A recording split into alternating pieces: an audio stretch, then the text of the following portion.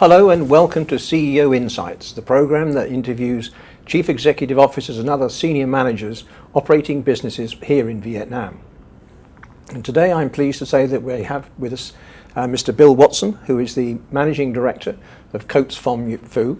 And the thing I'm really interested in, and he doesn't know this yet, is that I'm interested to hear about an American running an English business in Vietnam.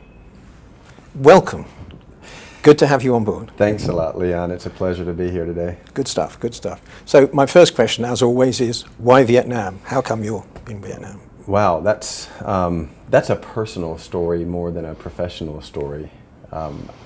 I've lived in Vietnam for 6 years, but prior to Vietnam, had lived in Asia for about 19. Oh, right. So I had come out when I was 29 years old. I was asked to come out with my former company, Milliken & Company, to Asia to begin to establish international businesses. And we did that, and I'd lived around Asia, and the decision to come to Vietnam was really an opportunity, one of those few opportunities that a person may get in their professional career, to come. And after coming in and having a very deep discussion with my family, then we all took the plunge together. Very nice. And Coates? How did you arrive at Coates? Well, Coates is a company that has a long history, obviously, and there was an opportunity in 2010 to come and to be a part of that company. It was very similar to Milliken in its culture and in its value set. So that was the big selling point for me, is it was something that I knew and believed in already. And that was a strong and long legacy of the company. The values it had around compliance and safety, and then this community that is established, or in this family that's established in a very big company, but still there's a very tight-knit family orientation. And that's why I liked them, and they appealed to me, and we agreed to come together. And so you've been in Coates for six? I'm going on 6 years. 6 years. Now, all in Vietnam. All in Vietnam. A really interesting company, actually, because as you say, it goes way back, and a real old-fashioned, if I may use that word, English thread company. Yeah. It sure is. It sure is. An American in Vietnam, as you said, if the English thread company gets confusing sometimes. Yeah. It's a great company. It's a company that made thread and still does make thread, sewing thread, industrial sewing thread and craft yarns, and zips as well. So a big manufacturer of all three, and the world's largest manufacturer of industrial sewing threads. It's a company that reinvented itself and started to about 6 years ago, when we started talking about convincing everyone that we didn't make sewing thread anymore, but we made clever thin lines. And so, we think that if we make sewing thread, then it can only go into garments and shoes and traditional applications. But if we make clever thin lines, it can go into anything. It's really up to our imagination where it can go, is something that's thin and long and that can add value to a product. Yeah. And be part of the design, rather than try to be hidden. That would be the object of it. Yeah, and it's nice to know that and to see that the company is developing new products every day now, compared to decades ago, when we were really just focused on sewing thread. Yeah, and supplying a company called Viella, which was one I worked with many years ago. Right, that was one of the previous incarnations of Coates. Yeah. That's right. Now it's Coates Group PLC. Right. Recently back on the FTSE, the stock exchange. Yes, last year. Oh, excellent, excellent. Right.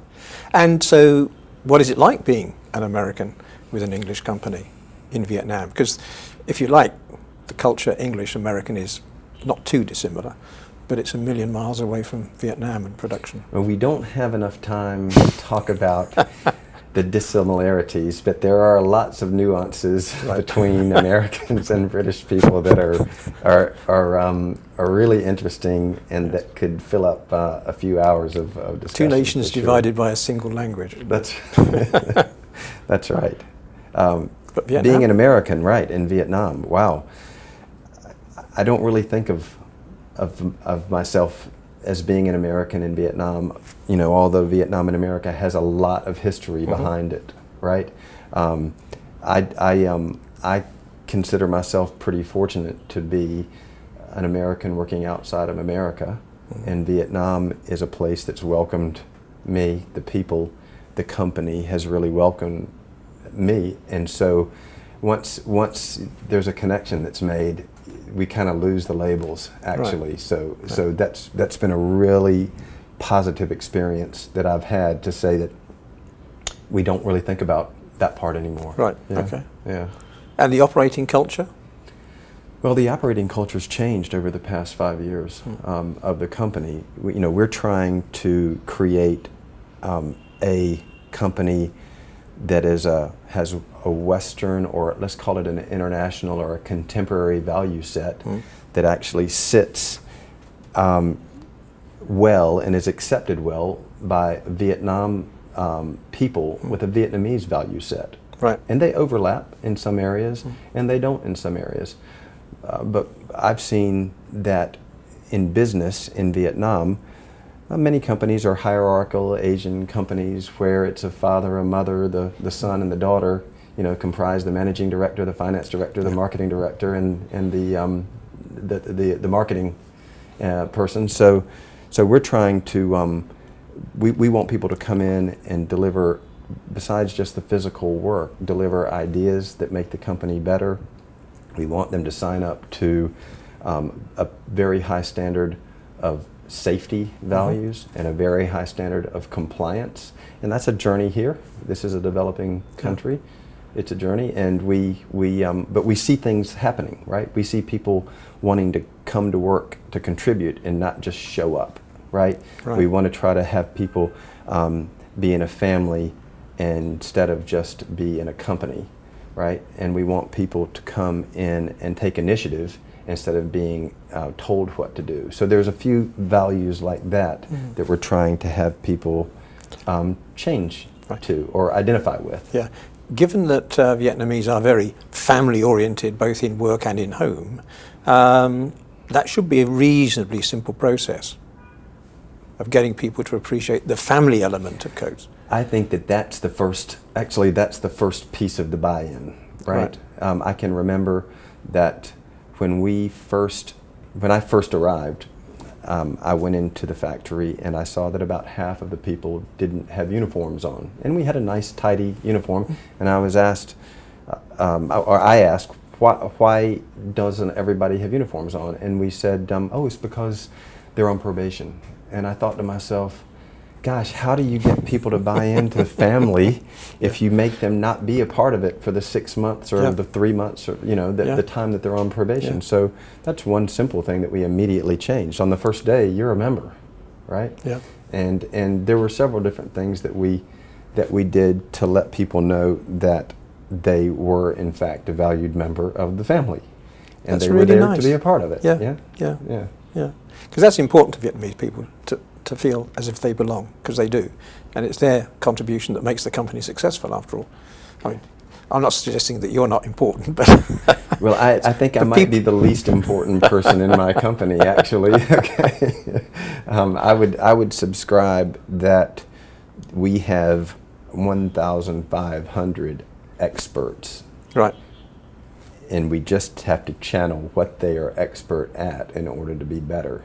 So we've been able to create some channels that allow people to express themselves, right? Express themselves in terms of ideas to improve the company, and we recognize, those efforts. Do you get the local workforce making contributions like that? I think we should do it this way round rather than that way round, or are they actually quite quiet and acquiescent in? Wow, it's a really good question that you ask. The answer is yes, we get we get a lot of participation, and I can give you a couple of examples. The participation comes when people are confident that it won't be used against them, okay? And they realize that that their ideas and what they're going to suggest can be incorporated into the ethos, right, and the working operation of the company. So we have an idea program. Everybody has idea programs, all right? So our idea program allows people to an opportunity to improve their own job to make it easier. So everybody wants their job to be easier. So we have a way that we allow people to give ideas about quality, cost, delivery, innovation, safety, morale, and environment, and speed. So people can give ideas. They actually meet with teams. We have teams that are set up so that we review the ideas, and then we actually allow the top 10 ideas to be recognized in the company every year, and the top 3 ideas come to our annual conference, wherever that might be in Vietnam, as recognition of the value and the quality that they brought. Right? Yeah. Last year we had close to 2,000 ideas that were submitted, so it's not a small thing. No. Another example is in safety.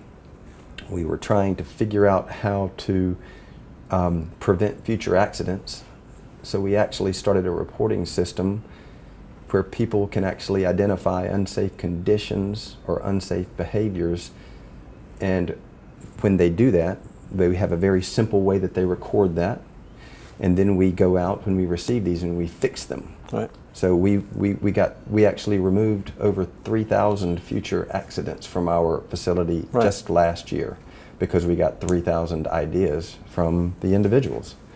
So it's allowing people to have just a channel to be able to contribute is really a very important thing, and I believe that you have a high literacy rate here, you have a very good level of education here, and people that are hungry to make a difference and to contribute, and it's just a great conversion of the right mix of things that allow people to improve your business and their own life if you can find the right way to do it. Right. Yeah. And in terms of the resource pool that you have in your area, are there enough people coming forward if you need to take on more staff? It's another good question. Everybody likes Vietnam, so there are a lot of companies that are coming in and investing in Vietnam right now. So the competition for good talent gets more intense every year. The answer is we have to create an environment where people want to stay. Right. There are big factories that are making big important electronic things that are coming that are coming in every month now. So the competition for talent is intense. Yeah, it's quite interesting because I don't know, it's probably 5 and therefore maybe 10 years ago that the thought of having a prize for being best employer or employer that people want to work for didn't exist. But now it's quite a sought after thing, and it's a well promoted item, especially amongst if you're recruiting from university. Well, there are companies that are internet-related technology companies or electronics companies that live all around, the areas where we have our manufacturing sites, and there's a combination of employee engagement, right, along with competitive salaries and structures of the way that you compensate employees. It has to be in place for people to want to stay. So Coats Phong Phu is a joint venture that's been 27 years almost. We have employees that have been employed for over 25 that still work for Coats Phong Phu, and we have a significant number of employees that have worked for over 20 years with Coats Phong Phu. I mean, that in any country is a real achievement. It's really humbling, actually, to come here and to have only been here for 6 years and to see these employees that have really devoted their lives to making the company better and to servicing a big market that's a global market. Yeah. They must be proud. It's good. And you must be proud. Well, I'm grateful. I'm grateful. Those people are the ones that know the most about what's really happening in the company. They know about the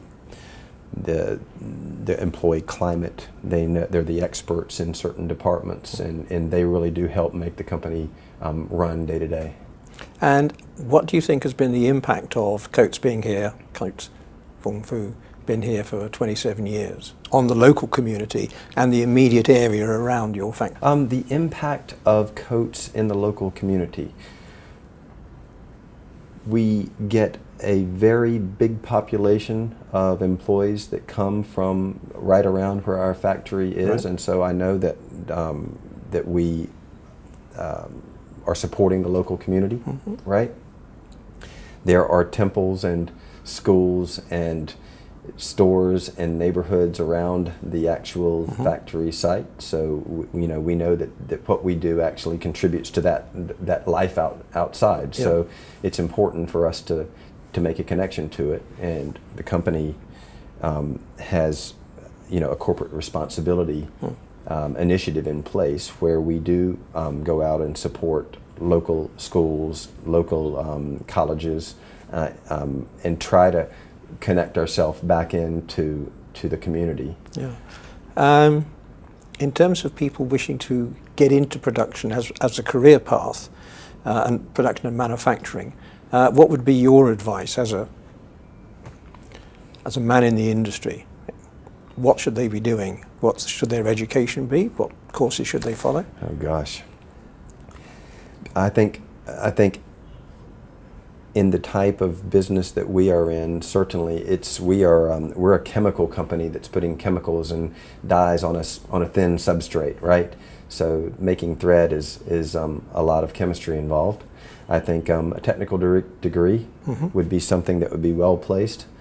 If that manufacturing or quality was an area that people wanted to pursue. I think a good business degree actually is important as well on the commercial side. So I think a business degree would be quite a benefit as well. Right. And are those people available? I'm not talking, and I don't want to be unkind, but I'm not talking about operatives because they're always available locally. But people in quality control, production management, logistics. Operations and all of those things. Are you getting enough of those of the right level? Right. So in terms of talent, I'm not releasing a big secret when I say that one of the single biggest areas of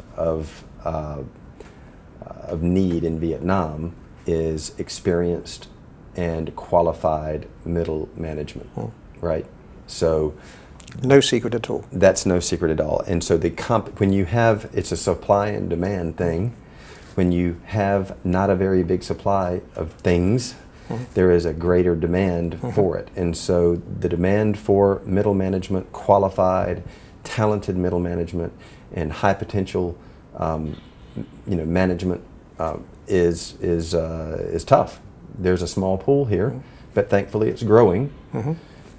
What we believe we need to do is that when we find a person with potential, we don't let them go, right? We need to be able to attract and retain.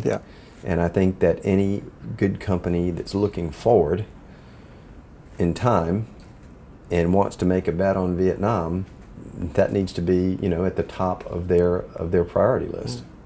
So anybody new coming into the country from outside, that would be your advice. Concentrate on skill sets. I would concentrate on middle management that has a compliance mindset, a safety mindset, and is able to understand and adapt to a company so that they can be the bridge or the liaison between the Vietnamese local community and be able to translate those values to the company and the company's values to the local unit. If you can find that talent that can do that, then that's a winner. Because the number of people now, or international companies starting to invest in manufacturing production in Vietnam is growing all the time. And so therefore there'll be more people looking into that same small pool to get the talent. I think it's a great opportunity for Vietnamese people as well, because it is set up for success for Vietnamese themselves to be able to get great training of skills and develop a career pretty fast, actually, because there are going to be companies that are seeking them out. It's quite interesting because I think it's generally accepted that all Vietnamese people, especially the young ones, are really willing to learn. And with an average age of something like 27, that makes a lot of people out there wanting to learn, wanting to get on, wanting to get more qualifications, and so therefore being more attractive to companies like yourself. Well, right. I think that there are. So the answer is yes to you. I think a new trick that companies are learning that they need to be able to cope with is that human beings between the age of 21 and 30 communicate totally different than maybe you or me did when we were 21 to 30. Yep. It is a here and now immediate gratification society that chats, that sits and talks with you and has 3 other conversations going on at the same time, is taking pictures and sending them back to another group of stakeholders that they have. Yeah. But it's a continuous kind of movement of conversations and of discussion that's happening all the time. And we need to figure out as employers how to make a company attractive to a person that is doing things totally different than we ever did. Yeah. Difficult to understand. Yes. Difficult. Well, I think we need a couple of younger ones that are willing to teach us. Actually, that might work out pretty well. It's a bit like when the video gets delivered. You definitely need a 12-year-old. Yes, my daughters have given up teaching me certain things, so we might want to employ one to help us learn. Oh dear. And interesting question: is the government doing enough to help companies like yours? Your company's a bit different because it's been here forever, but companies like yours and people coming in, new companies, do you think the government has the right sort of plan and investment levels? I think the plan is good. I think there's a plan in place, and I believe that they are doing all that they can do right now to provide a platform for every industry that's growing here in Vietnam, because it is not only the textile industry that's growing, it's every industry is having an opportunity to grow. So to provide the right platform to people to grow kind of unconstrained, to make sure that infrastructure is coming into place and that investments are able to happen easily, I think that's pretty reasonable, actually. I think the task for the government is absolutely huge. I mean, where do you start? And the trouble is that they have to start everywhere, don't they? Right. We see things because we live here, like highways going in, getting in place. We see an elevated rail system to try to move people around being built. So we're seeing these infrastructure projects. Ports, another thing. We're seeing these projects. So these are going to serve every industry. That's going to be a very good benefit when they come online. So I can say that. I would say that just to put a plug in for my JV partner, honestly, I think as you come in and if you have the right partners, the right partner can really, really help a company to thrive, because they do help to understand labor relations, and they do help us to understand things that we as foreigners might not get at first glance. Well, it's the problems in the translation. Usually. They actually understand it almost both ways, both Vietnamese certainly, and sometimes they understand the English version very well. That's true. And what I've found is that no matter how well top management plan, you actually need good Vietnamese people to execute, to make it happen. In our company, that's true. We have a very small contingent of people that aren't Vietnamese, under 5. So we rely on that team to help us to understand, to translate, and then to execute what we need to be, to get done. And probably the biggest skill that we have to have, I believe, is a skill to listen. Not easy. But we were born with 2 ears and only one mouth, someone once said. And so, listening is more important than talking. Well, it's amazing how often we get it wrong. So what do you see about the future for the manufacturing industry and perhaps Coates Phong Phu in particular? Well, with the free trade agreements coming in, with the ever popular TPP that's coming in, and with trade agreements such as the Korean Free Trade Agreement that's in place, the European Free Trade Agreement, the RCEP, and many other different agreements, there's nowhere to go but up in terms of success and capability in Vietnam in the textile industry. So I think that, again, if you look toward what the government has done, they have made Vietnam the convergence point of a lot of different opportunities, and it's going to benefit the entire country as they come on stream. So I see opportunities here out for a decade or two. For Coates Phong Phu, we're trying to do the right thing in terms of productivity, in terms of safety first, and in terms of compliance. And we're trying to instill values in the people here and grow responsibly and to be able to meet the needs of the customers that are coming in. And so that will be the mantra and the goal for the foreseeable future is to do that. Yeah. Now, this is a purely personal question, personal view, not personal about your family. Do you think a company like Coates Phong Phu, who have all the right values and desperately try hard to, as you say, do the right thing, do you think some of that rubs off on the community and the way Vietnamese people see the opportunity and their way of life? And do you think it makes a difference in that respect? Well, absolutely. I believe that if somebody who is an operator in our dyeing facility or who is a supervisor in our finishing facility or doing any job in between isn't telling a story to their kid in 10 years about something that they learned from Coates Phong Phu, that maybe we can't say that we were successful. Right. So I think that I would want us to leave a legacy in terms of values, so much so that they are passing that down to their family and friends, and people remember it. Because I think that one of the things is that, without going into details, Vietnam's had a checkered history, to say the least, and therefore some people sometimes perhaps get a bit lost, and they do need a little bit of guidance and a bit of help and a bit of community support. And so whatever companies like yours can do to help that marks out of 10. I would agree with you. We're constantly trying to find out how we can connect with our employees and plug into the community. So that's part of the daily daily work. It's not just about making thread. Right. It's really about plugging in. Right. You've been here 6. What's going to happen in the next 6 or 10 or whatever? Well, I'm pretty happy to wake up every day.